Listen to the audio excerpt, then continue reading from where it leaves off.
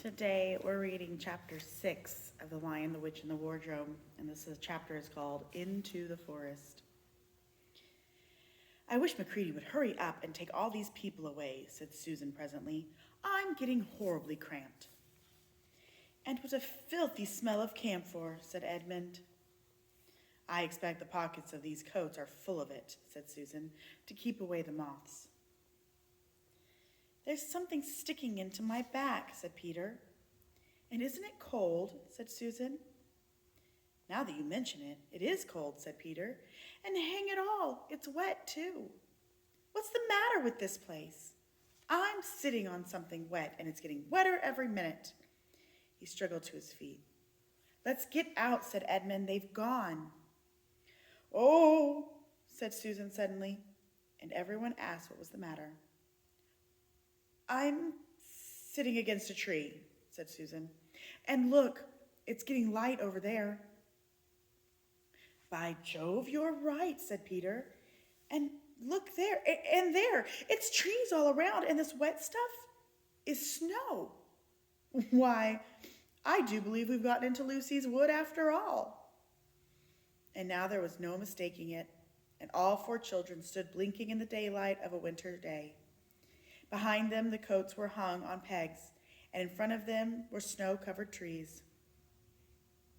Peter turned at once to Lucy. "I apologize for not believing you," he said. "I'm sorry. Will you shake hands?" "Of course," said Lucy, and she did.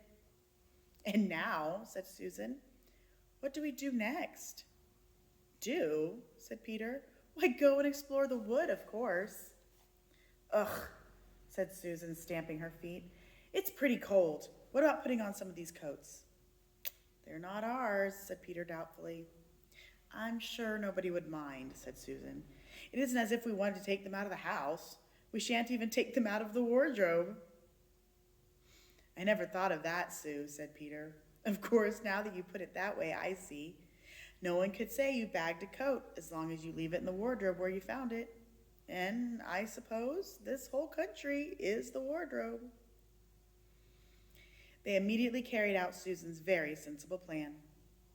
The coats were rather too big for them, so that they came down to their heels and looked more like royal robes than coats when they had put them on. But they all felt a good deal warmer, and each thought the other looked better in their new get-ups and more suitable to the landscape. "We can pretend we're Arctic explorers," said Lucy. "This is going to be interesting enough, without pretending," said Peter, as he began leading the way into the forest. There were heavy, darkish clouds overhead, and it looked like there might be more snow before night. "I say," said Edmund presently, "oughtn't we be bearing a bit more to the left? That is, as if we're aiming for the lamppost?" He had forgotten for the moment that he must pretend to never have been in the wood before. The moment the words were out of his mouth, he realized that he had given himself away. Everyone stopped. Everyone stared at him. Peter whistled. "So you really were here," he said. "That time Lou said she'd met you in here, and you made out that she was telling lies." There was a dead silence. "Well, of all the poisonous little beasts," said Peter, and shrugged his shoulders and said no more. There seemed indeed no more to say, and presently the four resumed their journey. But Edmund was saying to himself, "I'll pell you all out for this, you pack of stuck-up, self-satisfied prigs." "Where are we going, anyway?" said Susan, chiefly for the sake of changing the subject. "I think Lou ought to be the leader," said Peter. "Goodness knows she deserves it. Where will you take us, Lou?" "What about going to see Mr. Tumnus?" said Lucy. "He's the nice fawn I told you about." Everyone agreed to this, and off they went, walking briskly and stamping their feet. Lucy proved a good leader. At first she wondered whether she would be able to find the way, but she recognized an odd-looking tree in one place and a stump in the other, and brought them on to where the ground became uneven, and into the little valley, and at last to the very door of Mr. Tumnus's cave. But there, a terrible surprise waited them. The door had been wrenched off its hinges and broken to bits. Inside, the cave was dark and cold and had the damp feel and smell of a place that had not been lived in for several days.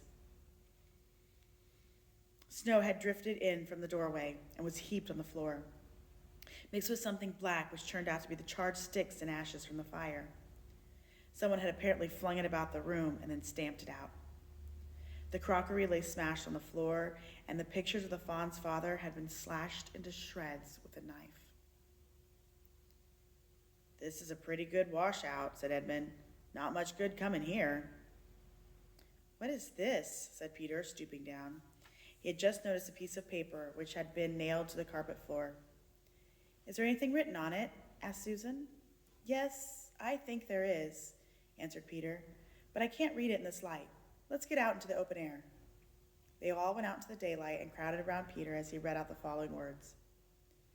"The former occupant of these premises, the Fawn Tumnus, is under arrest and awaiting his trial on a charge of high treason against Her Imperial Majesty Jadis, Queen of Narnia, Chanteline of Car-Paravel, Empress of the Lone Islands, etc.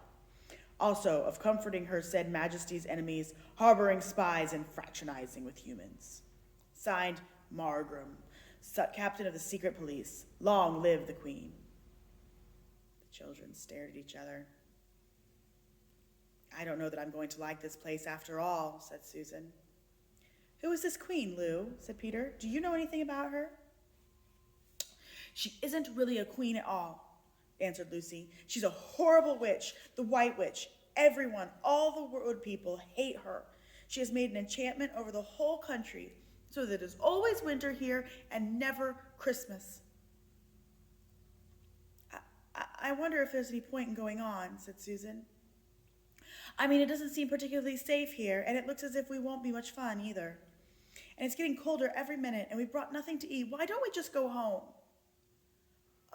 "But we can't," said Lucy suddenly. "Don't you see? We can't just go home, not after this. It is all on the account that the poor fawn, it's all on my account, that the poor fawn has gotten into this trouble. He hid me from the witch and showed me the way back. That's what it means by comforting the Queen's enemies and fraternizing with humans. We simply must try to rescue him." "A lot we could do," said Edmund. "We haven't even got anything to eat." "Shut up, you," said Peter, who was still very angry with Edmund. "What do you think, Susan?" "I have a horrid feeling that Lou is right," said Susan. "I don't want to go a step further, and I wish we'd never come. But I think we must try to do something for Mr. whatever his name is. I mean the fawn." "That's what I feel too," said Peter. "I'm worried about having no food with us. I'd vote for going back and getting something from the pantry. But there doesn't seem to be any certainty of getting back into the country again once you've gotten out of it. I think we'd better go on." "So do I," said both chaps. "If only we knew where the poor chap was in prison," said Peter. They were all still wondering what to do next when Lucy said, "Look, there's a robin with such a red breast. It's the first bird I've seen here. I say, I wonder what can birds talk in Narnia. It almost looks as if it wants to say something to us." And then she turned to the robin and said, "Please, can you tell us where Tumnus the fawn has been taken to?" As she said this, she took a step toward the bird. It once flew away, but only as far as the next tree. There it perched and looked at them very hard, as if it understood all they had been saying. Almost without noticing they had done so, the four children went a step or two nearer to it. At this, the robin flew again away to the next tree, and once more looked at them very hard. You couldn't have found a robin with a redder chest or a brighter eye. "Do you know," said Lucy, "I really believe he means for us to follow him." "I've an idea he does," said Susan. "What do you think, Peter?" "Well, we might as well try it," answered Peter. The robin appeared to understand the matter thoroughly. It kept going from tree to tree, always a few yards ahead of them, but always so near that they could follow easily. In this way it led them on, slightly downhill. Wherever the robin alighted, a little shower of snow would fall off the branch. Presently the clouds parted overhead, and the winter sun came out. and the snow all around them grew dazzlingly bright. They had been traveling in this way for about a half an hour, with the two girls in front, when Edmund said to Peter, "If you're not still too high and mighty to talk to me, I've something to say which you'd better listen to." "What is it?" said Peter. "Hush, not so loud," said Edmund. "There's no good frightening the girls. But have you realized what we're doing?" "What?" said Peter, lowering his voice to a whisper. "We're following a guide we know nothing about. How do we know which side that bird is on? Why shouldn't it be leading us into a trap?" "That's a nasty idea. Still, a robin, you know. They're good birds in all the stories I've ever read. I'm sure a robin wouldn't be on the wrong side. If it comes to that, which is the right side? How do we know the fawns are in the right and the queen, yes, I know, we've been told she's a witch, is in the wrong? We don't really know anything about either." "The fawn saved Lucy." "He said he did, but how do we know? And there's another thing, too. Has anyone the least idea the way home from here?" "Great Scott," said Peter. "I hadn't thought of that." "And no chance of dinner either," said Edmund.